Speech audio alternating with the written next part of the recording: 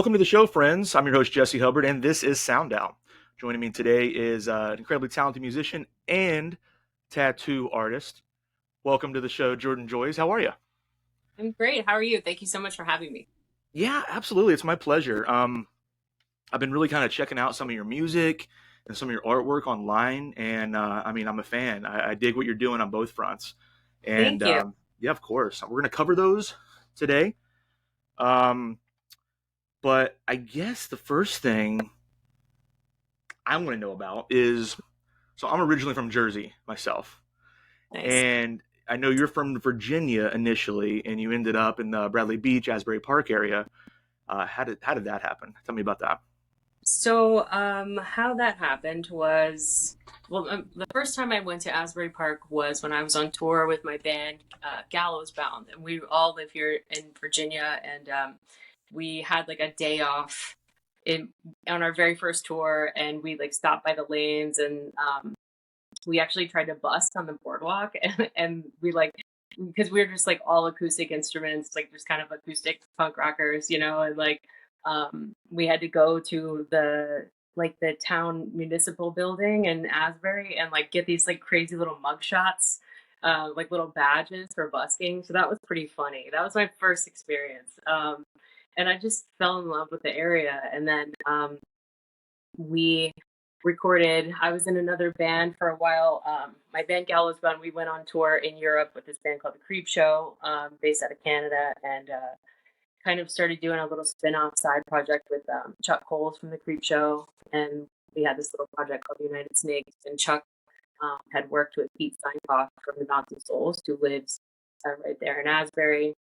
And so Pete's got an awesome little studio called Little Eden, and we made a little EP with United States at Little Eden in Asbury with Pete, and then I just loved the vibe there, so we went back and Gallows Bound made a record there. And then at that point, I was like, all right, well, you know me better than anyone else musically as far as a producer goes. So I wanted to make my solo record with Pete. Um, so I just found myself up there a lot. And I was, if I'm going to keep coming up here, I might have to get a job because I was like working on my solo record, and come up and just like tracking and working on mixes, and so he was like, "Oh, you should talk to Brian because Brian has a tattoo shop right around the corner." And I had no idea, so just all kind of worked out pretty organically, but I just kept finding myself in that area, and I love it. I really love it there. So I think it's pretty unique. Yeah, I love it there as well. I have an uncle that used to live there, and for years, and not that I needed an excuse to go down, but I had a place to stay whenever I did. Right. It's just such a rich music town. You know what I mean? And like dating, all the way back to like Springsteen, and then up to the Souls and all these other amazing bands, and then the Lanes and Wonder Bar and Stone Pony, and it's just Totally. I love it there. I make it out. I get back home maybe like twice a year, and I always try to make it down there, with regardless of the time of year. It's so cool, Yeah, it's just, and I love that it's a town that really has always prioritized art and music, like it's not an accessory or like a byproduct of a city. It's kind of like the main like bloodline, it seems. And it seems like it's been that way for a long time. So it's really yeah. cool. And when people have to fight to keep art alive like that, it's like you feel it and it really has a soul. So No, that's very well said. I completely understand what you're saying. I dig it there, and I like how they've managed to keep the art alive. Like obviously they try to tap into like tourism and all of that, and and I get that to a certain extent, but it's not overkill. You know what I mean? They still have the murals, and then like everything else going on. I think it seems to be an okay balance. I'm okay with it. I think ultimately. yeah, and it's Yeah. pretty cool. Stone Pony Summer Stage, like caters to a lot more alternative, music, and it's just blasting out over the beach, all summer. And it's like I love that it's like you have the touristy thing, but whether you like it or not, like you're getting this part of Asbury, Yeah, it's funny you say that. One of my favorite memories, like out of all my life going down there, one of my favorite memories is I want to say so 2017.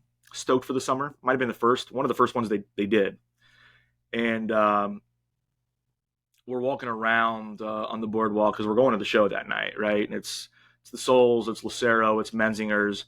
It was an amazing lineup, and we're walking around, and the Souls are on stage sound checking the Pizza song, and you just hear the accordion going through. You know what I mean? Like it was blasting everywhere, and I'm like, that's just I love this town.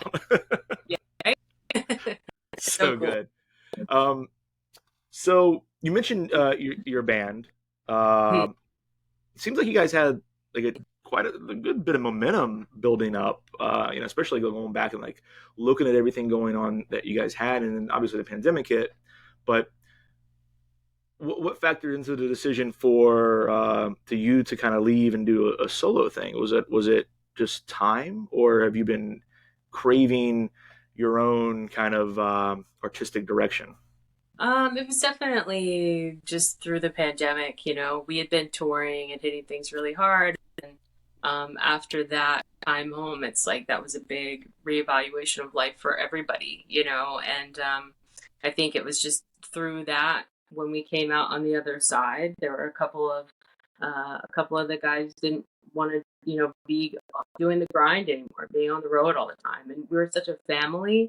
Like the band was just very organic and always just like, you know, we always just did it because we loved it. And so the idea of like replacing someone wasn't really like an option, it's just like you kind of suck like as soon as it starts to feel like a job and you're like trying to hire someone else, it just takes it all out. And that's not what it ever was to begin with for us. So I think it was just kind of like an amicable decision to look out for, the well being of everyone in the band. And like some people wanted to keep rolling with music and some people wanted to, you know focus on the other priorities in life. And so it just is what it is. And I had kind of already started toying with the idea of doing a solo record, and I enjoyed the the thought of being able to just make music and not be confined to the instrumentation of the band, because we were like acoustic guitars, banjo, upright bass, and drums. So it was like a very specific,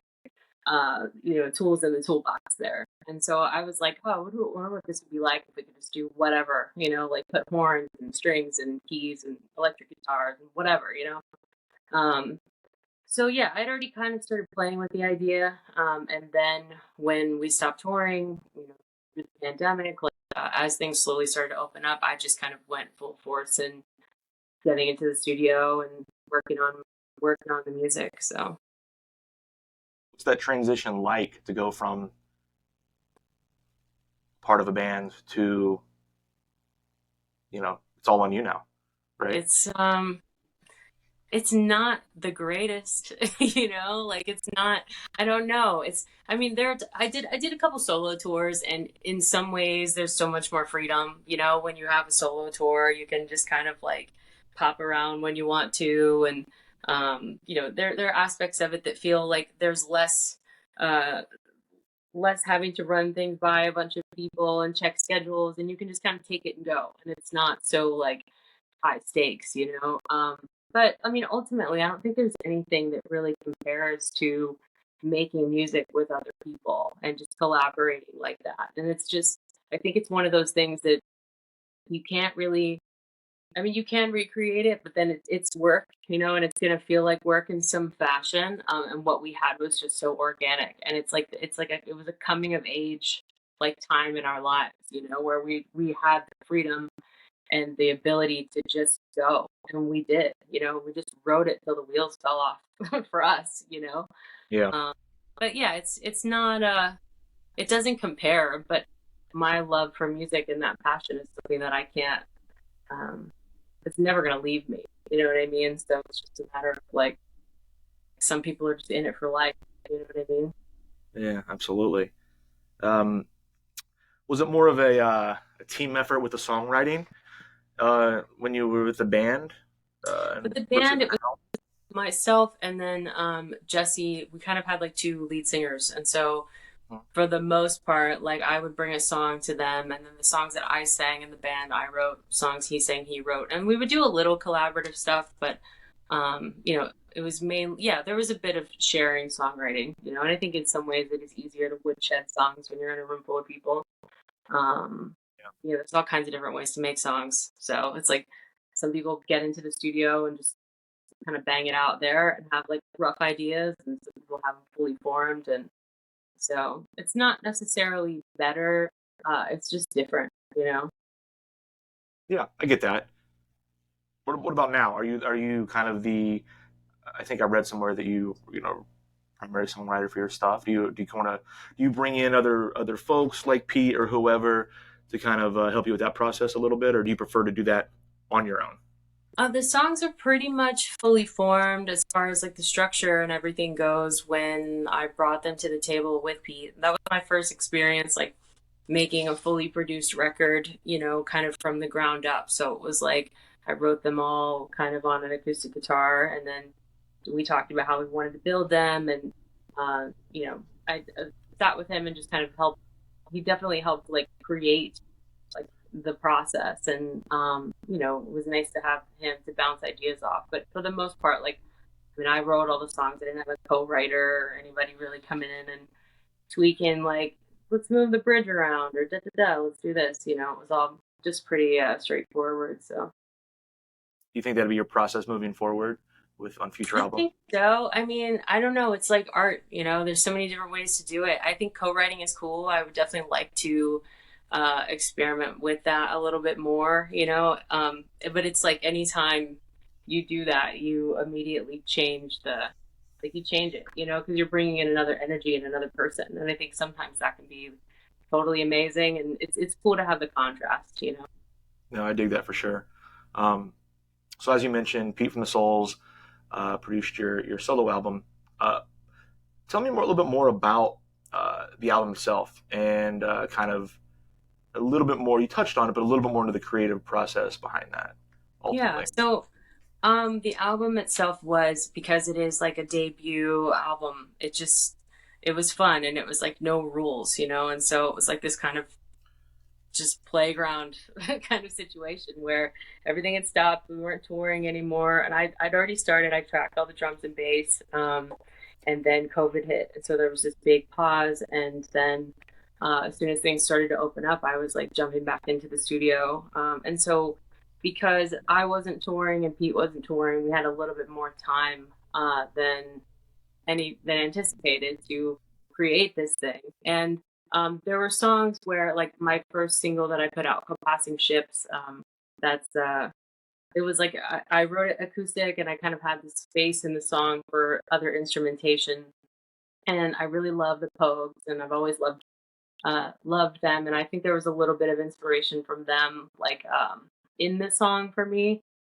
And so we were tracking that, kind of finished it all up, and then I was like, I kind of want to try to put, like, some other instruments in here. And Pete was like, oh, why don't we ask the Walker Rotors if they want to do it, because he's friends with them. And so the Walker Rotors is like James Fearnley from the Pogues, who's the accordion player, and Mark Orrell from Dropkick Murphys, and Ted Hutt, who was in Flogging Molly. And so just this like totally amazing all-star cast of musicians. not bad for a solo record or the debut solo record, right? Yeah, Like you getting some heavy hitters out there. yeah, I was like, okay, sure, all I right, guess. I yeah, guess. yeah, like, sure. Like, I just didn't believe it at all. I was like, okay, like, yeah, let's ask him.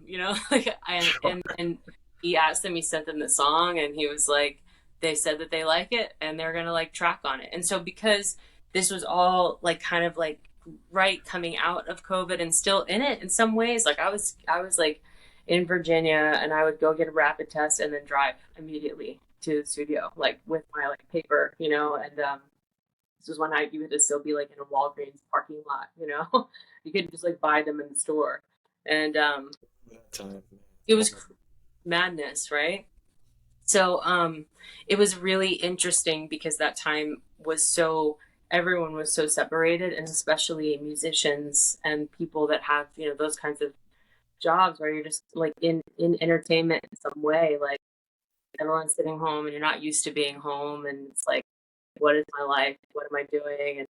And the only way to really stay connected through that time was kind of this way, like being in the studio and shooting out songs to have people work on and then getting them back. It was really cool because there were a lot of people that played on the record that, there were some people that were like, I had a woman that played French horn on one of the songs, and she was like a, like a chamber musician, and played like orchestras, and they weren't doing anything. And so it's just like the way it all came about, and the people that were available may not have been if it wasn't for that circumstance. And it was just kind of I don't know, it was an interesting way to just like kind of connect people and like be able to still give back to this community that was there for me for so long. So yeah, so like he said, he would ask them and they said they liked the song. And then we also had Todd Bean, who's the pedal steel player for Lucero. He also played on the song. And so I was just like, he sent everything out, and then a couple weeks went by, and I was just like, I don't know what's gonna happen. Like I just like kind of like didn't really. I don't know. I'm not that kind of person. I don't like to, count my chickens before they hatch. So especially when it comes to stuff like that. But then it came back, and it was like this totally amazing song, and it was just total freedom. Like we weren't like, all right, why don't we try playing this here and do this there? It was like, here's the song, and then they just did that, and it was like totally amazing and great. And so it was just this really special, unique experience. And yeah, pretty amazing. So that was on the record. Gallows Bound toured with Swingin' Utters a couple of times. I think we did 2 tours with them. And I did a duet on my record with Darius Toski from Swingin' Utters. So that's another one that's on the album that's going to be coming out. Very cool. Super. And again, like he was over in California, and we just like shooting back and forth. And then we had Luke from the Dirty Nil play on one of the songs. And I'm trying to think of who else. So it was just like some cool connections and people along the way that were able to pop in and be a part of the record. I mean, you talk about a silver lining of the situation, right? Everybody's locked down. Nobody's able to go out and perform their music to their fan base, right? And it's interesting to me. I always enjoy talking with creatives about how they pivoted during the pandemic, right? And it's Yeah. something that I think will have a lasting effect on artists for still years to come because of how they pivoted during that time or what they were able to do. And ultimately, it's okay if you weren't able to make lemonade out of lemon, so to speak, right? Right. I mean, like Sure. everybody had their own shit. But Yeah. I am so fascinated with folks like yourself hearing about how there's just this worldwide shitstorm, right? And some of the good that could come out of that and some of the amazing art that can come out of that. I think this is a great example of that, right?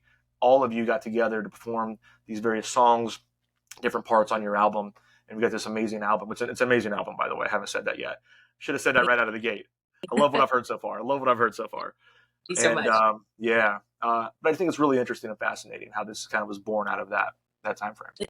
It is interesting, and I think that like art and like what kind of the same, going back to the vibe of Asbury Park and making art a priority. It's like it's interesting how it feels like a luxury sometimes to so many people, or maybe it's like not taken quite very like seriously, but at the same time, it's always kind of been this like medicinal element of passages through time that are difficult. You know what I mean? Like it's always kind of been there, and people need it. And I think that sometimes like it's like it's such a weird thing to be a musician or an artist because in some ways you're like, I just do pictures on people, I just sing and play this guitar, and it feels very like, it feels very just like, I don't know, it feels kind of silly sometimes, you know what I mean? But then you realize like it's also like it's kind of so important, and it's been around forever, and it's like this ethereal like life, like force that's flowing through everyone and everything. And it's like it's a language that, speaks without words, and it's like it's therapeutic and cathartic and energizing, and people need it, like we actually need it. And especially with like going into this digital age, and like you were saying, finding ways to kind of pivot through those difficult times, like it's such a connector, like playing music, and whether you're like everyone needs each other equally, like the performer needs the producer and the mixer and the person in the audience, like we all need each other. And um yeah, it's important, It's so important. And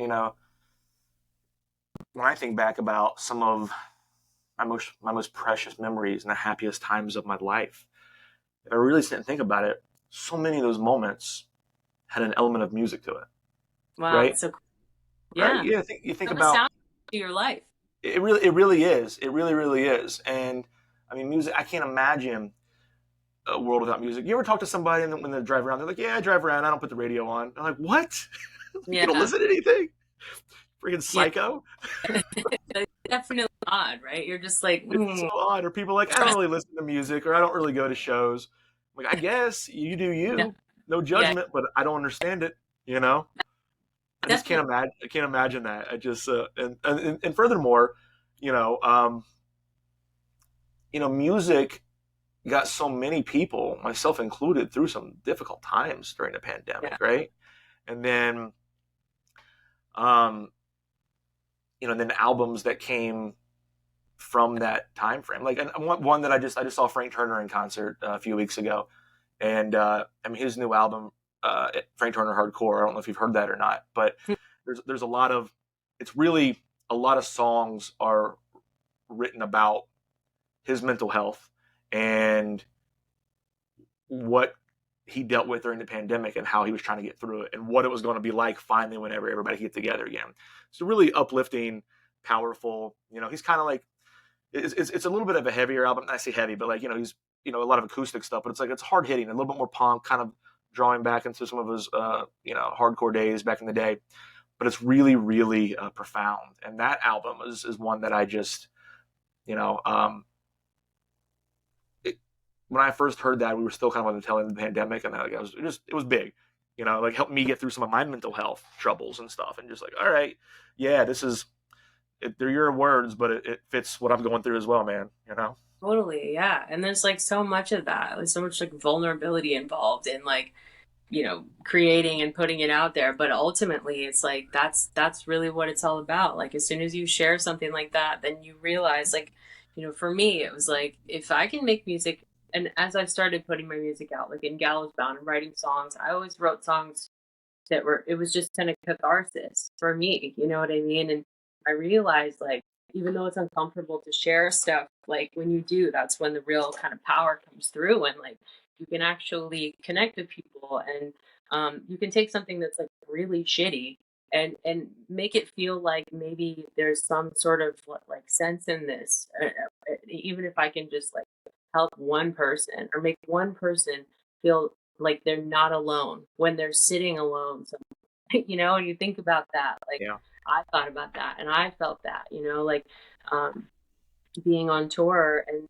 giving so much of my life to the road, when I would come home, I didn't come home to much of a home because I was always out. And that was what I was like pouring myself into was my music and being out on the road, So like when I came home, like it was like pretty isolated, and to be able to like kind of take that and twist it and be like, all right, like I'm gonna make this, and this is something that's like it's gonna be out here forever. And if I yeah, can good point. That's a good like point. Yeah, like literally yeah, forever. yeah, And this is like in some way it's like it's a little bit of a yeah, it's timeless. I was gonna live on past you. And so I'm like, if I had the time to make a record, you know rather than just like getting drunk and crying about something, or like being angry and pissed off, like what is like if I had some intention right now, and what would that be? And I think for me the biggest thing was like if I can in any way like help someone to not feel alone when they are alone, because that was what got me through, just putting on a record and like you're saying, and listening to something that is speaking to your soul and you just feel understood, and especially in times when everybody's so separated, I think that is has become more and more precious, to us as people. That's well said. I could not agree more with that. So it was kind of a tough adjustment for you coming back from the road. Was that always the case? Just because you prefer it being on the road? Is that kind of like when Well, you're in your element? it's so weird because I never made music with the intention of going on the road. You know, like I Uh-huh. was much more a writer than a performer, and I had to work hard to become a performer. You know, like, and I think that that's kind of true with a lot of writers and a lot of like artists, where there's like this weird dichotomy between introvert and extrovert. Like you have to kind of like go within to like get out this music and this art, but then like there's also part of you that has to become like a showman in some way, you know, and put it out there. And so it's like it never felt natural, but that was what happened, you know. And then we got to the point where we were like touring so much that I didn't even really have time to write music, you know, like and touring is really grueling, you know, like it's very kind of no matter what level you're on. I mean, whether you're, of course, it's harder when you're like in a punk band with like five people packed in a van and all your gear, which was us, you know, and Right. you know, sleeping, couch surfing, and trying to just do it, you know, and we did it, and I was so proud of that. But even like people that are on buses and you know living like a much more comfortable, quote unquote, comfortable touring life, it still requires all of you. You know, like when you're on a tour, you don't get to go home at the end of the day. You don't get to like cultivate those other parts of your life. So yeah, like being out on the road a lot can definitely be like a hard reality check when you get home sometimes, you know. Yeah, I've heard that from other musicians over the years, and it's just it's a tough thing to kind of balance.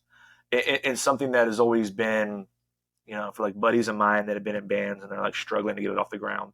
All right, well, you go on a tour, but they've all got like day jobs that they more than rely on. So how do you balance those two? And I feel like you have probably ended up in a really good spot as a tattoo artist, and especially at Brian's shop, where if there's anybody that gets it, you know what I mean? It's him and Pete and those guys, right? So it's gotta Yeah. that it sounds like a really good situation for you to be in. And I want to, we'll talk about some of the tattoo element stuff here in a little bit. I want to get into that, but would you agree with that statement that that's kind of that you find yourself in a good position to be able to go on the road again, and you've got your gig when you come back, right?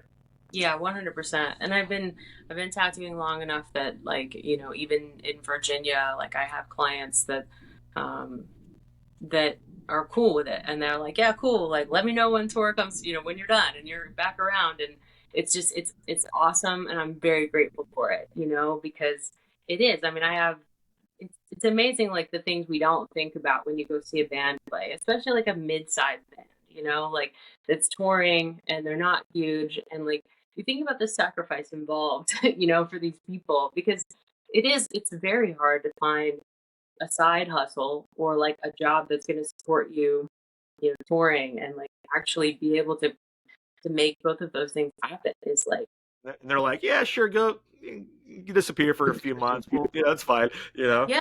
And Yeah, that's like, you know, it's almost unheard of to be able to have something solid in either one of those worlds. You know what I mean? So, fair enough. Yeah, like, I'm definitely, I feel very, very fortunate, you know, and very grateful to be a tattooer. And, you know, I'm a second generation tattooer. My father was a tattooer. And so oh, very it's like, cool. you know, it's very close to home for me. And I feel like it's just like, it takes care of me, and I'm thankful for that, you know. And it's definitely been a vehicle for me to be able to continue to pursue music. So yeah, absolutely. Yeah, it's beautiful when things actually come together like that. And there's supportive worlds. You know what I Yeah, mean? It's like both forms of art and creativity. Like music and tattoos just go together. At least right? the kind of music Yeah, I listen to. definitely, absolutely.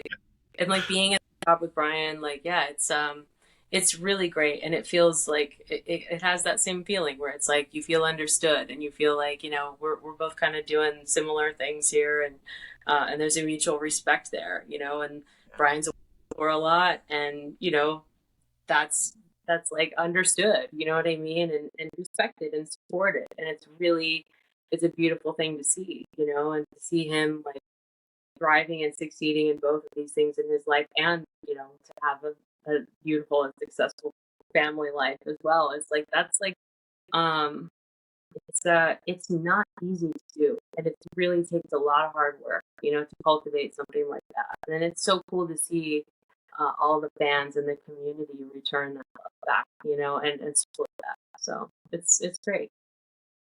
Yeah, most certainly it is. And I want to get into more about just some of your experiences tattooing, but I have a few notes, and one that I put down here that I want to get in, like just touch on before we go that route is the video for passing chips. It was Right. for what? It was for passing chips. The Hmm. the video for it. Yeah. I love that video so much. It is just it kind of I was watching that, and as I said, um, spending so much time there, it's got so many of these landmarks down in Asbury Park, and it just like warmed my soul to see all of that. You know what I mean? Like the Well, yeah. boardwalk and the old carousel in the casino and everything, and then the uh, was that kind of your idea to film kind of almost some of that uh, almost seemed like guerrilla style uh, on the boardwalk in that area, or was it coming from like Pete or somebody else? No, it's just I got together with Kev, the guy that made the video, Kevin. He's like totally amazing, and he had made a Beach Rats video, and it was just like that, just very kind of. Originally, we were gonna do kind of like a Super 8 style video, you know, and yeah, it was just fun and nothing too. I think that sometimes the storyline videos where you're like having to act and you know put on these other weird hats, like I am not that. So the more it can just be like organic, the better. And I really wanted to have like a little girl in the video, you know, and Yeah, just that yeah, like totally free, just running around having the best time. And like to me, it represents like just that kind of innocence and the pure potential, you know, of just like dreams coming true. And like when you just like when you're a kid and you believe in your dreams and you believe in life and the world still, you know what I mean, and you just go for it. And so yeah, and that place was like the beginning of this record for me. So it felt just like it's already there, you know, like it's already so beautiful, and you've got the ocean and you've got these amazing buildings, and you know, it's the story writes itself, you know. it's almost a character in the video, really. Totally. Yeah, it really is, you I just loved it. I watched it a couple times back to back. And I'm like, I want to watch it again. It just made me happy. You know what I mean? It just made me feel good. Um, and I loved it. Like I said, I've always got a soft spot. I always love when somebody name drops something from AP or whatever, they feature it somewhere, know. but like they have the whole video there. I'm like, that was cool. So I Yeah. really enjoy. I just want to let you know basically that I enjoyed it, if Cool. Well, nothing else. thank Yeah. Um, you. and so something else I saw that, especially with Gallows Bound, but I've seen some descriptors of your music and your styling, uh, Appalachian punk, Hmm. right? And you see that from time to time, and I think it's an interesting genre. Um, how much of that do you think applies to what, in your mind, you're trying to do right now? Still, Hmm. I think that it's something that like whether or not it's not manufactured, you know, so it's weird. Like a lot of the music that is on this record, I don't identify as country music in any way. but But there's certainly an element of that, right? Yeah, exactly there yeah. is. And like, you know, the more it's out there, the more I kind of hear that back. And I think that growing up in, you know, the Blue Ridge Mountains and in the Shenandoah Valley, and, you know, I grew up born in the same hometown as Patsy Cline and big like bluegrass scene, and you know, we're punk rockers. I was out there like going to the DIY punk shows at the roller rink and the firehouse, and we didn't have that stuff. You know, we had to make it ourselves. But, um, you know, so that's the whole thing. I think with that the genre, but it's just a part of me. You know what I mean? And so no matter how I write, if I'm writing an electric rock and roll song or, playing acoustic guitar. I think that it comes out that way. So I didn't have a goal as far as a genre or like, this is what I want the music to sound like. Um, and I struggle with that a lot, because it's like, it seems so important for people to know where to put you right away and to know what to call you. And, rather than being able to just listen to the music, it's like, well, what is it? Because I don't like country music. I don't like, rock, or I don't like pop You've already music. decided what it can and can't be. Yeah. Exactly. And Yeah. it's like, it's easy and safe when you just take a genre and you say, this is what it is. Like, I am that. Because then I can just automatically piggyback myself in with all the people that pioneered that genre. And you'll say you like it because you like that music, Um, which is cool. And I think that, like, for marketing and stuff, people like that. But I don't, I don't have the ability to do that with this record. Like, I love punk rock, and I love that I have a song with Darius on the record, and that's like sentimental and meaningful to me in its own way. And also, Passing Ships definitely has this kind of element of like country Americana. And I don't know, I think I just respect the soul of all of it, and I think that the Appalachian punk thing is a way to like define these two things that maybe don't really make sense, but it gives you a pretty clear picture of what it is when you hear it. Yeah. I mean, So, I love the term. I'm a fan of what it has been decided that genre is. I have friends that perform that kind of music, and that's the reason I brought that up. Is I always like to kind of, and you led into it. I always like to ask people what that genre term means to them, because it mhm. is a relatively new term compared to other names for different genres of music, right? And it is open for interpretation. You know, Yeah, I much prefer, all of my favorite albums are genre bending, right? I certainly went through my phases when I was younger, and I'm like, if it's not punk, if it's not hardcore, I'm not listening, yeah, right? But you get older, and at some point I stopped caring what other people thought of what I liked, and I like what I right. like, right? And it's become more my true self, as I think many of us do when we get a little bit older. Um, and so I think it's amazing that you're doing that. Uh, but what I want to know is, and you touched on it briefly, but how challenging is it to market the album? Because there's not a certain audience, and while it does make for probably a better album than what other people are doing, it doesn't line up with people's ideas, right? Right. So is it hard to get country fans into it, or punk fans or whatever, or do you find that there's enough of a following with the newer term of Appalachian punk where people are able to identify it and latch onto it? Yeah, that's a good question. And it's incredibly difficult, I think, for the marketing aspect of it. And there's an element of, like you're saying, I think that a lot of people, a lot of music that you really, really love, and I don't know if it's maybe more modern, because I think if you look back on stuff that was maybe like, like 70s, 80s, like things were just kind of all over the place. Song radio edits. There were no radio edits. Like, let's compress this to 2 minutes and make it like throw it on this station. There's like 4 minute, 5 minute long songs that just go everywhere. And you'll get like soul and rock and all of this different stuff, and it was just kind of accepted. Um, so I don't know. I can get in my own head about that stuff and be like, well, what are the fans of Gallows Bound going to think of this stuff, because it's not as this, or what are these people going to think, because maybe it's not enough of that. Um, and so when I was mixing the record, I worked with this engineer called Mike Plotnikoff, and he's this guy out in LA, and he's worked with everybody from like Aerosmith to the Cranberries to like just like all kinds of different really amazing artists. And it was so cool to get, and scary, absolutely terrifying to like have this record that I made kind of like, in the basement of this punk house in Asbury, like sending it to this guy that's like, made these massive records.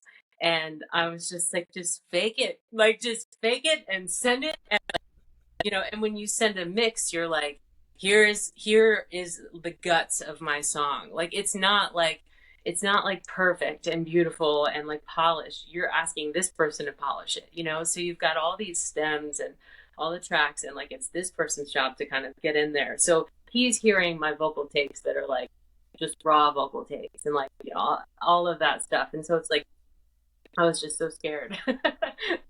and and then he listened to it and he started working on the record, and he was like, man, this is really great.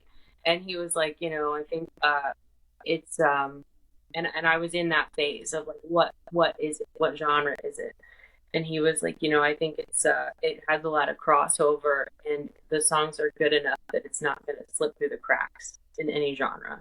And that was just like a really cool um you know, kind of affirming state.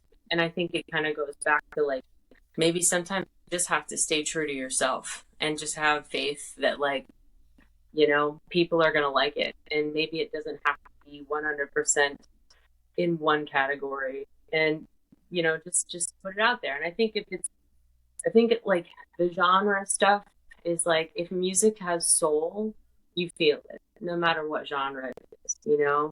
It can be like a total rager thrash song, it can be like an R&B song, it can be, you know, it can be folk punk, it can be whatever, you know, but if it has soul, I think that translates. And so, you know, the scary thing about putting out music is you don't know where it's going to land, but you know, I believe in what I did, and like I'm really proud of it, and it's genuine. And I think that like you can't you can't fake that, and you can't And manufacture. when it's good, like yours is, people will find it, right? Yeah, People will find it. You put it out there, people will find it, and you know, um, it can be sometimes doing yourself a disservice if you try to market to a specific genre yeah, because of what you touched on earlier about people's preconceived notions about what it should be, what it shouldn't be, what they like, what they don't like. So if you market it directly to country, for example, you know the punk kids will be like, nah, you know what I right, mean? And yeah, do you kind of like dabble? You know, I've noticed, you know, when I was looking at your Instagram, like you got like a country station playing it, you got like a rock station playing it, you know, different, which is yeah. cool. I think that's got to be the ideal balance, right?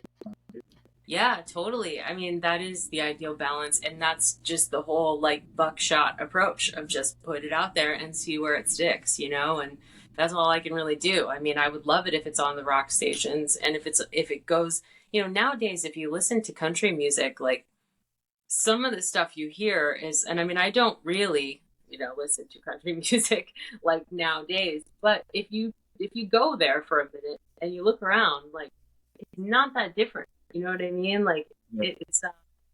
it's not what you would expect it to be. You know what I mean? There's subtleties in like vocals. I think are like some of the biggest things that why people call something country. You know, um, It's but yeah, interesting to you're me that in the world of country, there's almost two different scenes, right? There's the CMA pop country radio stuff, and then there's the stuff that I like, which is almost like the punk version of country with yeah, the Jason Isbell and the Sturgill Simpson.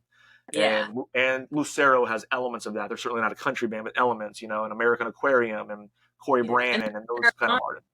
you know, that's And what? like now people are calling that Americana, and it's like Yeah, this kind of yeah, like it's almost like the punk rock uprising of country music, where it's like it's not yeah. totally outlaw. It's like almost like it's inclusive and it's a little more free and it's a little more like, you know, just like a little more rock and roll. But yeah, it's I mean, that's the closest thing I've found to be able to like put a genre on it is Americana music because it is that's a pretty broad, you know, genre, and it's kind of like everything that you know just listed. And I I love think it fits Sturgill. in nicely with that. I mean, like I was telling you about the show that I went to with the Souls and Lucero. You know what I mean? Like on paper, you wouldn't necessarily think that that would be a show together, right? But Lucero crosses over genres. So, and they probably have played together a billion times. But for me, that was a perfect marriage of bands that Yeah, I like, right? right. You know, and so I think it's appropriate that you got one of the guys from Lucero to guest on your album, which is it makes sense. I think you know. Yeah, it was super cool. That Todd Bean, I think now he plays a lot with Chuck Reagan and That's another um, one, Chuck Reagan. Yeah, another one. There you go. yeah, Since his solo stuff, it's another example. Anyway, yeah. So sorry. there's space for it, and we're just all out here just doing our best. You know what I Yeah, mean? And you got to put it out there and see what sticks. yeah. People will find the good stuff. That's the truth. Um, let's go back to like tattooing a little bit. So you said you're a second generation tattooer. Yes. Um, did you always know you wanted to do that? I think it was just like a little bit of osmosis, like I was just always around it, and then I became it. I grew up. My dad opened up a tattoo studio in 1986 in Winchester, Virginia, and so I was born in '89, and so I just kind of always found myself there at the end of the day, like after school, and so I did my first tattoo when I was 13 years old, and on my dad, and then I started. I started my apprenticeship when I was 16 and started tattooing right out of high school. So it's like, it was just, and I loved it. Like when I did, it was never like, this is what you should do with your life. It was like I did my first tattoo and I was just so excited to do the next one because it was like just a total rush and everyone is different and it's constantly challenging and it's like permanent and you can't where there's not really any room for error, so there's this element of like adrenaline and a strong sense of purpose with all of it as well. Like it's usually like a very meaningful situation, not always, but like a lot of times like people are getting a tattoo, it's like kind of an ancient thing, tradition for us as humans, to like kind of mark a passage of some sort, and so that happens a lot in tattoo world. Is there a certain style that you would say that you specialize in, or that you enjoy doing the most?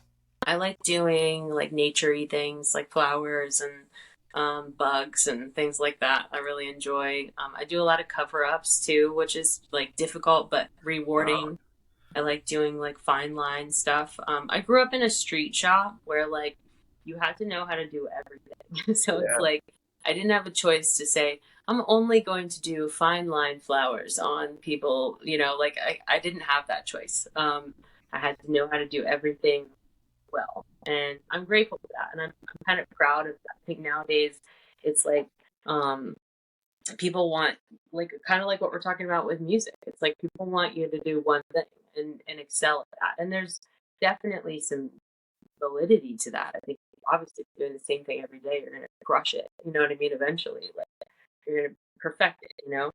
Um, but I always had to know how to do everything. So my style with that is kind of like, uh, it's a little bit all over the place. But I like that. I like the challenge. Like, can I do an American traditional tattoo and like rock that? Can I do a realistic tattoo and rock that? And they're all challenging in their own way. So, is there any styles that you're not particularly a fan of doing? um, Will you give anything a shot? yeah, I mean, like hyper photorealism stuff is that's something you kind of got to do every day. Like that's like no, it's its own very specific style. Other than that, no. I mean, I like doing like the nature stuff and the florals and the fine line. I think it's fun, and I think I kind of gravitate more toward that. As a woman too, like in Virginia, especially like where I live, there aren't that many female tattooers, and so I'll end up tattooing a lot more women, and that's been super cool to kind of like get to be a part of rewriting the idea of what a tattoo shop is for people, and like making it, a little bit more of a safe space for anybody to walk in. So I dig that. That's something I hadn't really considered, to be honest with you. But that's a great point to bring up. Creating that safe space for women that may, I mean, sometimes you walk into a tattoo shop and it's a bunch of like dudes, and it can be intimidating for women sometimes. I'm sure, yeah, right?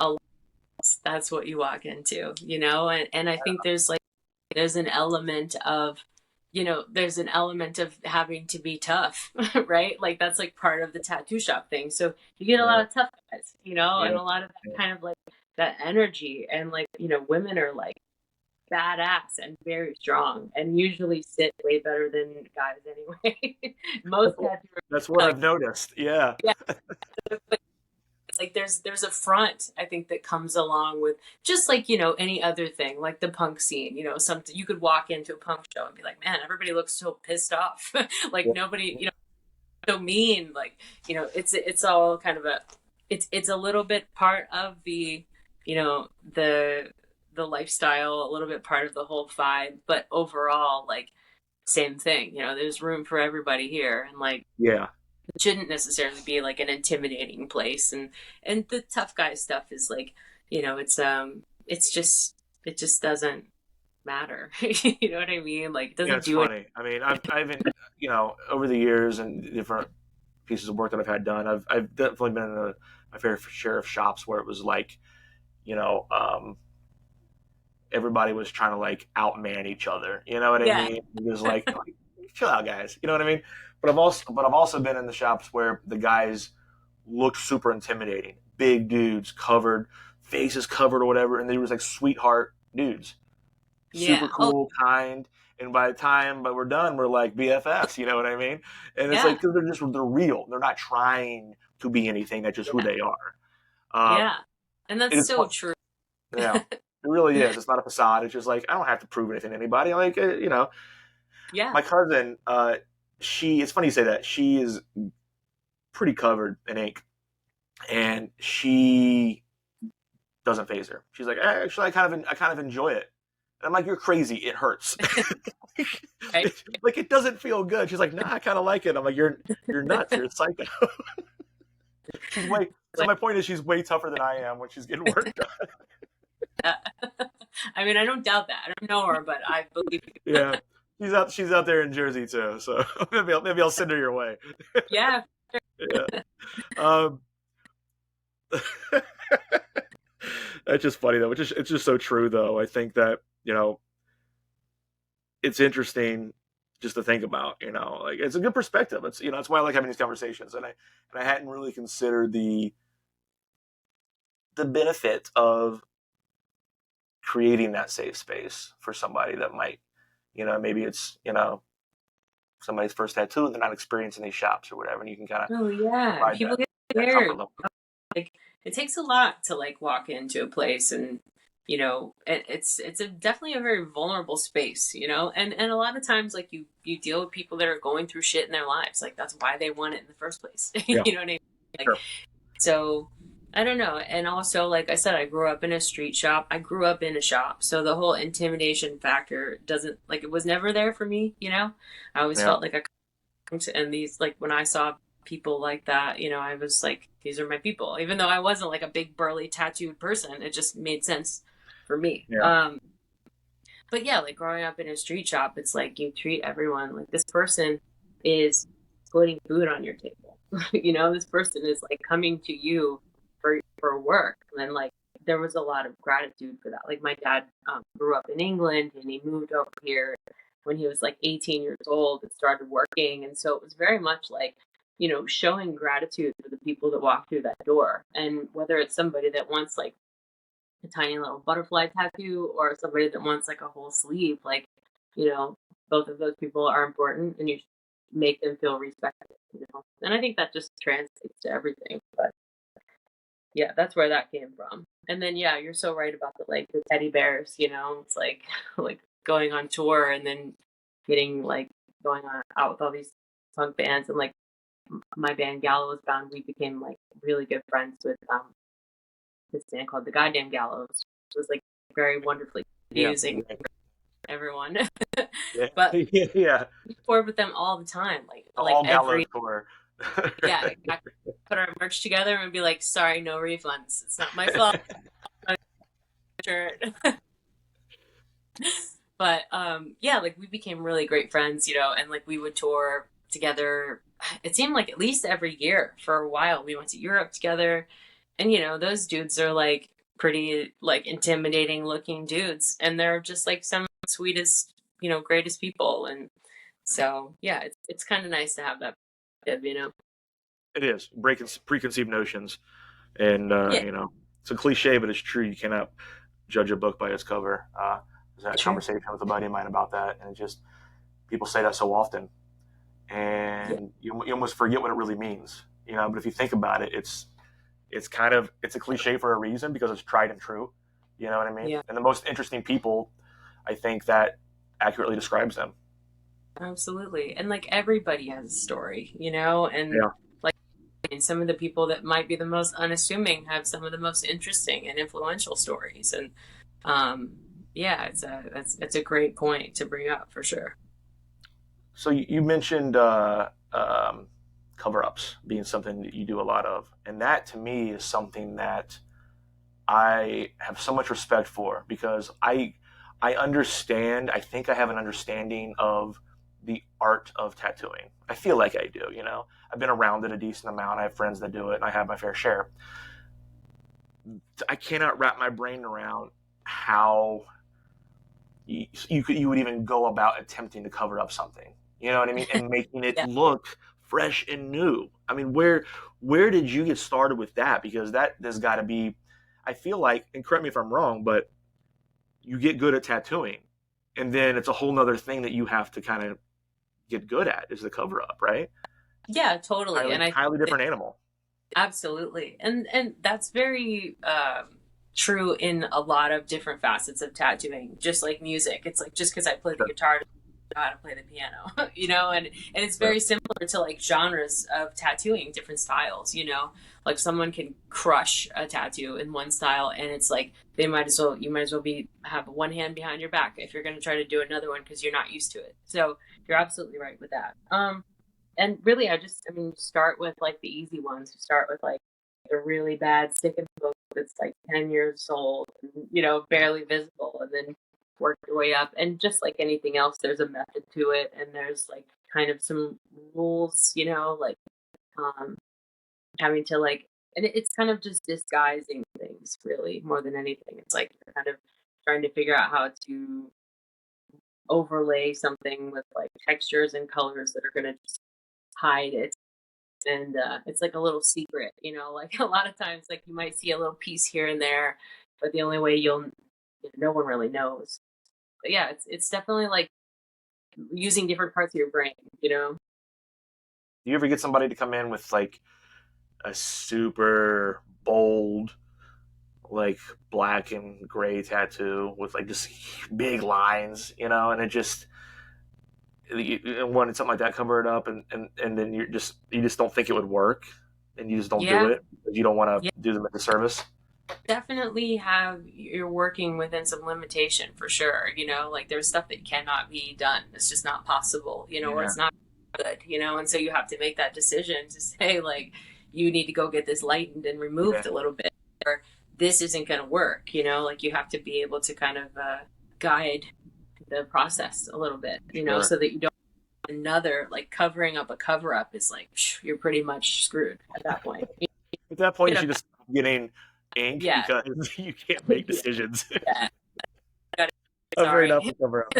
Yeah. Yeah, get a bad cover up. It's you're in deep then. So No, but I respect that. I respect that because I've seen people that won't turn anybody away, and they'll just attempt to do it, and it's not it doesn't work, right? yeah, Because it's too dark, it's too thick, and too intense, and they just do it anyway. And I think to be able to say this isn't the best option for you, I think I respect that. I think that's really treating like your clients the right way, honestly, yeah. and Well, I want the don't, best, and I mean tattoos. It's like it's kind of like recording music, you know, where it's like it's not going away, and so you make that decision, and like that person has to live with not only their decision but your decision, you know, for the rest of their life. So it's like, you know, it matters for sure, you know, and yeah, it becomes like a you know, sometimes it can become like a moral thing too, you know, where it's like yeah, I yeah. I don't if I don't feel good about this, I can't do it, you know. What about this is something I'm kind of curious about. So, what's your ideal day like at the shop?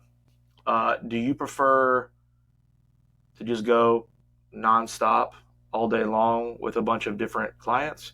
Do you like one or two long sessions? And how much of a toll does that take on your body? Because it's a physically demanding job in and of itself to be in a position tattooing for hours on end. Yeah. So Um, what's an ideal day like for you? I mean, do you need breaks in between? I would imagine so. Yeah, I mean, for me, like well, I wake up at like, 7, usually wake up at like 7 in the morning, and I will start my day, like do a little morning routine thing and get a workout in, and then I'm like drawing and I'm responding to emails. So like there's a lot of other aspects before you even like get to a tattoo, that it's like, just as important parts. So replying to my clients and staying on top of like booking emails and things like that. And then drawing, is like a big thing. And I usually try to like, depending on what's going on, I'll do some drawing in the morning. And then if I'm not like totally fried, I'll draw at night too, like when there's a show going on or something, just put something on the TV. But for work, I usually try to do like two, you know, 4-hour sessions is like like I'd like to try to break it up. So I usually try to do somebody from like 12 to 4 and then like 4:30 appointment. And if I have big projects, I think 4 hours seems to be like the average kind of limit for people. Where like, yeah, you could go further, but at that point, like you're getting tired, I'm getting tired. Like it's kind of better for both parties and for your body to just kind of like call it a day. Like I think anything more than a 6-hour session is like that's pushing it for everybody. And it's also very it's mentally exhausting. I think more so than physically. Just having to get up, take breaks, and like make sure you stretch because you like don't realize that you've been stuck in the same position for like hours. Um, but yeah, it's honestly just like it's so weird to be sitting and not really doing anything and then like come home totally exhausted because of the mental focus involved.